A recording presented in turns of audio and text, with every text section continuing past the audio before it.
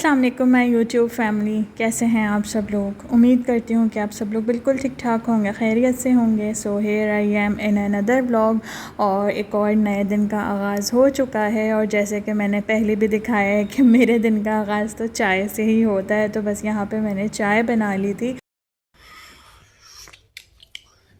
और रेडी हो चुकी है। और साथ ही ये बिस्किट मैंने ले लिए थे क्योंकि चाय के साथ ना सुबह सुबह यही अच्छे लगते हैं। और आजकल ज़रा अर्ली ही हम लोग उठ जाते हैं, शुक्र है कुछ रूटीन सेट हुई है, वरना बड़ा डिस्टर्बिंग चल रहा था सारा मामला कि मतलब देर से सोना और सुबह जो है वो देर से उठना, तो ये बड़ी अजीब सी रूटीन हुई थी। लेकिन अब ये कि बहुत सेट हो गई है, तो इसलिए काम भी फिर टाइम पे हो जाते हैं। और बिस्किट तो मैं ले आई थी और साथ साथ ये डॉन का जो केक होता है ना, ये मुझे बहुत अच्छा लगता है, तो फिर मैं साथ ये भी ले रही थी चाय के साथ। और उसके बाद फिर यहाँ पे देख रहे हैं मैं डस्टिंग कर रही हूँ। और ऐसा लग रहा होगा ना कि पता नहीं कितने महीनों से डस्टिंग नहीं हुई है, लेकिन ये रोज़ का हाल है। तो साला ये दुख का खत्म नहीं होता बे। रोज़ यही सिचुएशन होती है मिट्टी की, क्योंकि ये वाला जो डोर है ना गैलरी वाला, ये हम खोल देते हैं तो इस वजह से इतनी डस्ट हो जाती है और रोज़ मुझे सारी चीज़ें हटा के साफ़ करनी पड़ती हैं। कभी कभी पता है मैं सोचती हूँ कि ना ये जो जितनी भी चीज़ें मैंने ड्रेसिंग पे रखी हैं ना, मैं सब हटा दूँ, यही दिल चाह रहा होता है ताकि फिर डस्टिंग में तो आसानी हो। क्योंकि रोज़ ये सारी चीज़ें भी मुझे साथ साथ साफ़ करनी पड़ती हैं। मेड जो पहले आती थी वो तो क्या करती थी कि एक तरफ कर दी चीज़ें और डस्टिंग हो गई, लेकिन ज़ाहिर है अब मैं ख़ुद करती हूँ तो मैं तो इस तरह से नहीं चीज़ें कर सकती ना कि मैं सारी चीज़ें इस तरफ करके और कर लूँ डस्टिंग 2 मिनट में। लेकिन प्रॉपर करने में ना बहुत टाइम चला जाता है। और देख लें आप लोग कि कितनी मिट्टी है। और ये मतलब एक दिन पहले ही मैंने डस्टिंग की थी और आज मैं फिर कर रही थी, तो फिर मैंने थोड़ा सा शूट कर लिया कि मैं दिखाऊँ आप लोगों को कि कितना बुरा हाल हो जाता है मिट्टी का। जो मैं मिट्टी मिट्टी करती रहती हूँ ना, तो इस वजह से मैं करती हूँ क्योंकि सारी चीज़ों पे इतनी धूल हो जाती है। तो बताइएगा आप लोग कि मैं ये सारी चीज़ें अंदर ड्रॉर्स में रख दूँ या यहीं पे रखे रहने दूँ। मुझे थोड़ा आइडिया आते हैं क्योंकि अच्छा तो यही लगता है कि मतलब ड्रेसिंग पे ये सारी चीज़ें हों, लेकिन मैं अपनी आसानी के लिए सोचती हूँ कभी कभी। तो यहाँ पे देखें ड्रेसिंग की डस्टिंग हो चुकी है, इसमें बहुत ज़्यादा टाइम लग जाता है, तो ये मैंने कर ली थी फटाफट से। और अब मैं बाकी का जो फर्नीचर है उसको भी साफ़ कर लूँगी। तो अच्छा, तो ये देख लें बेड पे भी इतनी मिट्टी हो रही है, देखें कितनी ज़्यादा धूल नज़र आ रही है ना। तो ये तो रोज़मर्रा का यही रूटीन मेरा रहता है कि उठने के बाद फिर चाय पीने के बाद मेरा यही होता है कि मैं ये वाले काम निपटाती हूँ। कभी देर भी हो जाती है, ऐसा नहीं है कि मैं सुबह ही सुबह कर लेती हूँ, देर भी हो जाती है। और अब यहाँ पर फिर मैंने डस्टिंग के बाद ना सोचा कि मैं बेडशीट भी चेंज कर दूँगी। लास्ट टाइम जब मैंने ये वाली बेडशीट बिछाई थी तो मैंने आप लोगों के साथ शेयर किया था, तो बस अब काफ़ी दिन हो गए थे, बस अब मैं इसको भी यहाँ पे चेंज कर दूँगी। और अभी जो मैंने बेडशीट बेड पे से हटाई और अब जो मैं बिछाने लगी हूँ, तो हो सकता है कि आप लोगों को ये थोड़ी सी कलर में सेम लगे, क्योंकि मुझे ना इस तरह के कलर, मतलब कलर्स तो खैर मुझे वाइब्रेंट पसंद हैं, लेकिन ये जो प्रिंट होते हैं ना इस तरह के फ्लोरल प्रिंट, वो मुझे अच्छे लगते हैं बेडशीट में। और ये वाली जो बेडशीट है ना, ये मेरे लिए बहुत ही ज़्यादा स्पेशल है, बहुत ज़्यादा। और स्पेशल क्यों है, क्योंकि ये मेरी मम्मा लेके आई थी मेरे लिए जब वो शादी के मतलब मेरी शादी के बाद जब वो यहाँ आई ना मुल्तान मेरे घर, तो वो लेके आई थी। ये गुल अहमद की बेडशीट है और मतलब मेरे लिए तो ये बहुत ही ज़्यादा स्पेशल है। और एक बिल्कुल न्यू रखी है, तो वो तो मैंने अभी तक बिछाई नहीं है। उस दिन मैं निकाल के बैठी हुई थी, मैंने सोचा कि मैं बिछा लेती हूँ ना, लेकिन बस फिर मेरा दिल नहीं हुआ। मैंने सोचा कि ये मम्मा की निशानी है, बिछाऊँगी, ऐसा नहीं है कि मैं उसे नहीं बिछाऊँगी, लेकिन हाँ मेरे लिए बहुत ख़ास है। और इससे पहले वाली जो बिछी हुई थी ना, वो तो मेरी मम्मा की ही है। मैं अभी नवाबशाह से जब आ रही थी ना लास्ट टाइम, तो मैं लेके आ गई थी, तो वो मैंने बिछाई हुई थी। तो जब इस तरह से मम्मा की चीज़ जब मैं कोई यूज़ कर रही होती हूँ ना, तो एक अलग ही मुझे सेटिस्फेक्शन मिलती है। और ये उनकी लाई हुई चीज़ है, तो इसीलिए ये बहुत ख़ास है। और आप लोग बताइएगा कि आप लोगों को कैसी लगी। ये गुल अहमद की है ये वाली बेडशीट। तो यहाँ पे देखें मैंने बिछा ली है। और ये मैट्रेस इतना ज़्यादा हैवी है ना कि इसको तो मतलब नीचे करने में भी मुझे बहुत ज़्यादा जान लगानी पड़ती है, और इसको मैं अकेली उठा भी नहीं सकती हूँ। मैं अपने हस्बैंड से कहती हूँ कि आप बस इसे उठा के ऊपर कर दें, फिर बाकी काम मैं ख़ुद कर लूँ, क्योंकि बेडशीट ना मैं अकेली ही बिछाऊँ ना तो ही मुझे सुकून मिलता है, वरना फिर वो इधर उधर हो रही होती है ना, तो या फिर लाइन ख़राब हो रही हो, मतलब एक सीध में ना आ रही हो ना, तो फिर मुझे बहुत ही इरिटेशन होती है। तो इसीलिए मैं चाहती हूँ कि मैं अकेली ही बिछाऊँगी बेडशीट। और देख लें कितनी अच्छी लग रही है ना, तो अब रूम भी बिल्कुल नीट एंड क्लीन हो गया है। और ये वाली बेडशीट आप लोगों को कैसी लगी, आप लोग मुझे कमेंट्स में ज़रूर बताइएगा। तो बस अब मैं अच्छे से बिल्कुल यहाँ पे सेट कर दूँगी। पिलो कवर्स भी मैंने चेंज कर दिए हैं, वो जो दूसरा वाला है ना वो अभी न्यू था, तो इसीलिए मैंने उसको चेंज नहीं किया है, क्योंकि वो इतना यूज़ नहीं होता, वो ऐसे तकिए के नीचे ही रहता है। तो मेन तो ये वाले तकिए यूज़ हो रहे होता है ना, तो फिर ये मैंने चेंज कर दिए पिलो कवर्स, और रूम भी मैंने अच्छे से नीट कर दिया है।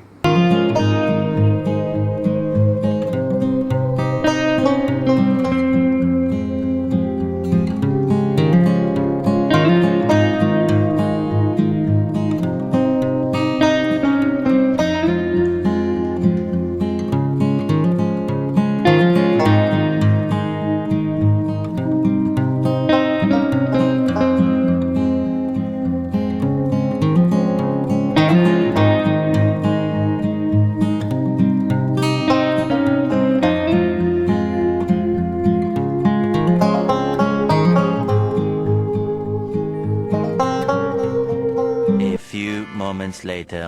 अच्छा जी, तो रूम को सेट करने के बाद फिर मैंने लाउंज की भी डस्टिंग कर ली, और उसके बाद ना मैं लाउंज में ही बैठ के ना अपनी भाभी से बात कर रही थी कॉल पे, और अचानक से ना मेरे हस्बैंड ने मुझे ये सरप्राइज़ दे दिया, क्योंकि मुझे अंडे वाला बर्गर बहुत ज़्यादा पसंद है। अच्छा। तो एकदम से ना वो प्लेट में रख के और रायता निकाल के लेके आए, तो मैंने कहा ये आपने क्या मंगा लिया, मतलब उन्होंने फूड पैंडा से ना ऑर्डर कर दिया। और ये इतना टेस्टी था ना अंडे वाला बर्गर, और साथ ये जो चिकन बर्गर हमने मंगाया था ना, मतलब ये तो अंडे वाला है, और वो जो एक आपको हाफ़ नज़र आ रहा है ना वो चिकन बर्गर था, वो जस्ट हमने टेस्ट के लिए एक ही मंगाया था। तो हाफ़ मेरे हस्बैंड ने खाया था और हाफ़ यहाँ पे ये मैं खाने वाली हूँ। तो ये इतना ज़्यादा टेस्टी था ना कि मैं आप लोगों को क्या बताऊँ, मतलब इसमें जो चिकन की फिलिंग की हुई थी ना, वो चिकन टिक्का बना के, और वो बड़ी ज़बरदस्त लग रही थी इसकी फिलिंग। तो अब मैं दोबारा ये वाला चिकन बर्गर तो ज़रूर मंगाऊंगी। अंडे वाला तो आएगा ही डेफिनेटली, बिकॉज़ वो तो मेरा फेवरेट है, लेकिन ये चिकन बर्गर भी बहुत मज़े का था। और बस फिर बर्गर खाने के बाद मैंने चाय बना ली थी शाम की, और अब मैं आ गई हूँ किचन में डिनर बनाने के लिए। तो यहाँ पे मैं सबसे पहले ये चिकन वॉश कर रही थी, मतलब पहले तो मैं साफ़ करती हूँ, उसके बाद फिर मैं वॉश करती हूँ। तो सबका ना चिकन वॉश करने का, साफ़ करने का अपना अपना तरीका होता है। मैं इसी तरह से करती हूँ कि पहले मैं सारी जो बोटियाँ हैं ना उनको एक एक करके, जो भी चर्बी या कुछ भी होता है ना, पहले मैं उसे क्लीन कर लेती हूँ। लेकिन ये जो चिकन लेके आते हैं ना मेरे हस्बैंड, ये बिल्कुल साफ़ सुथरी होती है, क्योंकि ये पहले ही ना उसको साफ़ करवा लेते हैं, क्योंकि उन्हें पता है कि ज़्यादा गंदी होती है ना, तो फिर मुझे साफ़ करने में बहुत मेरी जान जाती है। तो इसीलिए ना ये बिल्कुल साफ़ करवा के ही लाते हैं, बस थोड़ा बहुत जो गंद होता है वही होता है, तो उसे मैं कर लेती हूँ, और फिर वॉश तो करनी ही होती है, ज़ाहिर है। तो सबका अपना अपना तरीका होता है, कोई किसी तरह करता है, कोई किसी तरह करता है, लेकिन ये मेरा तरीका है कि मैं इसको बाउल में ही डाल के करती हूँ। अच्छा, कुछ लोगों को मैंने देखा है कि वो ना डायरेक्ट सिंक में वॉश करते हैं, मतलब पानी उसमें भर के ना सिंक में, और सारी चिकन सिंक में डाल देते हैं और फिर उसे वॉश करते हैं। ओ माय गॉड, मुझे इतनी घिन आती है ना ऐसे चिकन वॉश करने में कि मैं आपको क्या बताऊँ। हाँ, ये बात ठीक है कि सबका तरीका अलग अलग होता है, लेकिन एक बाउल रख लो, उसको रखने में क्या दिक्कत होती है ना, मतलब सिंक में पानी भर के और उसी में चिकन डाल दो। मैंने ऐसा देखा है लोगों को, तो समझ रहे हो आप? खैर मुझे तो ये तरीका बिल्कुल भी पसंद नहीं है, ना ही मैं ऐसा करती हूँ। मैं इसी तरह से ना एक बाउल रख के और पहले सारी बोटियों को साफ़ कर लेती हूँ, और फिर एक एक बोटी को मैं अच्छे से पानी से वॉश करती हूँ। तो मेरा तो यही तरीका है। तो आप लोग किस तरह से वॉश करते हैं, आप लोग मुझे बताइएगा कमेंट्स में। और आप लोगों की तरफ चिकन क्या रुपए किलो मिल रही है, ये भी आप लोग मेरे साथ शेयर करें, क्योंकि यहाँ पे मुल्तान में तो आई थिंक 600 या 700 इस तरह से मिल रही है। मुझे सही आइडिया नहीं है, लेकिन इतना ही है। मैं पूछ लेती हूँ अपने हस्बैंड से, जब वो लेके आते हैं तो 600 तक तो चल ही रही है यहाँ पे, इससे तो कम नहीं हो रही। और अब यहाँ पे चिकन वॉश हो गई थी, और साथ साथ ना मैंने प्याज भी फ्राई करने के लिए रखी हुई थी। जितनी देर मैंने चिकन वॉश किया उतनी देर में प्याज फ्राई हो गई, तो वो मैंने निकाल ली। और मैं यहाँ पर बनाने लगी हूँ चिकन कोरमा, और आप लोग भी कहेंगे कि चिकन कोरमा मैं कितना ज़्यादा बनाती हूँ। नहीं। तो उसका रीज़न ये है कि मेरे हस्बैंड को चिकन कोरमा बहुत पसंद है, और जैसे कि मैंने बताया कि मैं वही चीज़ ज़्यादा बनाना पसंद करती हूँ कि जो मेरे हस्बैंड को पसंद हो, क्योंकि मैं तो सब चीज़ें ही खा लेती हूँ। हाँ, कुछ सब्ज़ियाँ हैं जो कि मैं नहीं खाती हूँ, या दालें वगैरह मुझसे ज़्यादा नहीं खाई जाती। मैं मीट लवर हूँ, तो मुझे गोश्त ही ज़्यादा पसंद है। लेकिन मेरे हस्बैंड बहुत ही जो है ना गिनी चुनी चीज़ें खाते हैं, जैसे कि मीट में तो चिकन कोरमा उनका फेवरेट है, तो इसीलिए मैं ज़्यादा बनाती हूँ चिकन कोरमा। और ऐसा नहीं है कि मैं अपनी पसंद की चीज़ नहीं बनाती, चाइनीज़ मेरा फेवरेट है तो वो भी मैं बहुत ही बना रही होती हूँ, मतलब फ्रीक्वेंटली बन रहा होता है, कभी मैक्रोनी कभी चाउमीन। और फिर मैंने अपने हस्बैंड को भी लगा दिया है चाइनीज़ पे, तो वो भी मेरे हाथ का चाइनीज़ बहुत शौक़ से खा लेते हैं। तो इसीलिए मैं खुशी खुशी बनाती हूँ और फिर हम दोनों मज़े से खाते हैं। तो बस यहाँ पे मैंने चिकन डाल दी थी चूल्हे पे, मतलब अभी वो फ्राई हो रही है लहसुन अदरक के साथ, और ये मैं दही निकाल रही थी। तो इसी तरह से ना साइड बाय साइड काम चल रहे होते हैं। फ़िलहाल तो छोटा सिलेंडर ही यूज़ कर रही हूँ मैं। तो अब जब चूल्हे में कनेक्शन होगा, असल में चूल्हे में थोड़ा सा मसला हो गया है, वो सेल उसके ख़त्म हो गए थे तो वो भी उसमें डलने थे, और भी शायद उसमें ना कोई फ्लेम का भी इशू हो रहा था, तो इसीलिए वो सही होना है। तो वो बड़ा लंबा काम हो गया है, इसलिए अब तक मैं सिलेंडर ही यूज़ कर रही हूँ। मुझे बड़ी मुश्किल होती है सिलेंडर यूज़ करने में ना, आदत तो हो ही गई है, लेकिन फिर भी ना एक चूल्हे की बात जो होती है वो अलग ही होती है। तो बस कुछ दिन में हो जाएगा उसका भी मामला सेट, तो फिर मैं दोबारा से चूल्हा यूज़ करना शुरू कर दूँगी। और रोटी नहीं पका रही हूँ मैं, इसीलिए ना रोटी बाहर से ही आती है, क्योंकि सिलेंडर पे ना पराठे या सिंधी रोटी तो बहुत अच्छी बन जाती है, घी वाली जो होती है ना, लेकिन सादा रोटी नहीं बनती। क्योंकि मैंने कोशिश की है, बना के देखी है मैंने ना एक दो दफ़ा, तो वो बिल्कुल ख़राब, ऐसी कड़क, बिल्कुल भी अच्छी रोटी नहीं बन रही थी। तो फिर अब बाहर से ही हम लोग ले लेते हैं। हाँ, पराठे बनाने हो तो वो मैं ईज़िली बना लेती हूँ। मैंने आप लोगों के साथ कई दफ़ा शेयर भी किया कि पराठे बहुत अच्छे बन जाते हैं। और यहाँ पे ना कोरमा अभी रेडी हो रहा है, तो मैं अदरक काट रही थी, और कोरमे में ना अदरक मुझे बहुत पसंद है। किस किस को पसंद है आप लोग मुझे कमेंट्स में बताइएगा। इस तरह से जूलियन कट करके डालो ना, और थोड़ा सा उसे पका लो, तो उसका बहुत अच्छा सा फ्लेवर आता है। तो सब अपने अपने तरीके से बनाते हैं, मैं पैकेट वाला ही बना रही हूँ क्योंकि वही अच्छा लगता है। लेकिन ये कि अदरक उसमें डालते हैं, शान का जो पैकेट है उस पर तो लिखा होता है अदरक डालने का। और अब यहाँ पे ये प्याज ना मैंने फ्राई कर ली थी, और इतनी अच्छी क्रिस्पी ये प्याज फ्राई हुई थी, तो फटाफट से ये चूरा हो गई थी। और अब पिछली वीडियो में भी मैंने दिखाया था, जब मैं कोरमा बना रही थी तो मैंने इसी तरह से मैनुअल चॉपर में ही प्याज चॉप की थी। इतना ईजी वे मिल गया है ना, वरना पहले मुझे बड़ा वाला चॉपर निकालना पड़ता था, या फिर मुझे हाथ से क्रश करनी पड़ती थी ना, क्योंकि इस तरह की चूरा प्याज ही डलती है ना कोरमे में, तो या तो हाथ से कर लो या फिर चॉपर में करो। तो अब ये मैनुअल चॉपर में इतनी फटाफट से हो जाती है। एक दो दफ़ा मैंने इसे और चला लिया था, तो अब बिल्कुल फ़ाइन जैसा चूरा चाहिए होता है ना प्याज का, वो हो चुका है।